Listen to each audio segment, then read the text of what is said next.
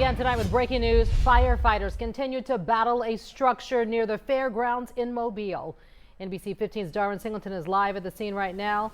Darwin, firefighters have been out there for about an hour and a half now.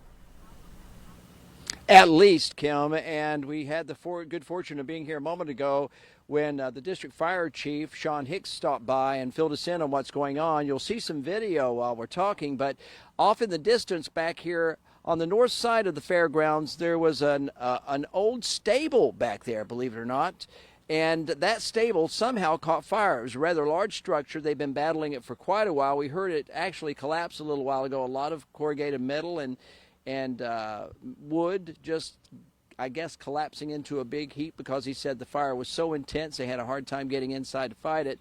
Right now, if you can see behind me, Cody Road remains blocked, and there's a good reason for that. It's because fire hoses had to be moved across the street to hydrants because back in the woods here, there are no hydrants, so they've had to actually run fire hoses from the street back there, and they had to cross the road. They already had one woman run over a fire hose and damage it.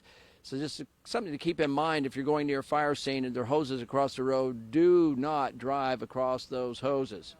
Now, this is not the first time we've been out here. Just a few miles away, we were at another fire earlier today, and it gives you some idea about how tinder dry everything is right now, not just along our stretch of the Gulf Coast, but most of the South. Will Webb and his friend had just made it to one of their secret favorite fishing holes off Hubert Pierce Road when... Man, everything was ablaze. I mean, how blazed was it? I mean, there was flames 15 foot up in the air. Fire officials say he's not exaggerating. Hot temperatures and scant rainfall have left underbrush, and in this case, piles of debris just ready to feed a flame. By the time we knew it, 5, 6, 7 fire trucks come down, and man, they just went to work. And they did a great job, outstanding job. Probably here 20 minutes, got the fire put out. And this is how quickly they spread and get away from you. Mobile Fire District Chief Sean Hicks says now is not the time for any of us to be burning outdoors. Well, we had a homeowner that was just had a little debris fire, some vegetation, and you see how quickly it got away with the dry conditions that we have. So we're urging everyone not to burn at this time, especially we do have an Alabama forestry burn ban in effect from May through October.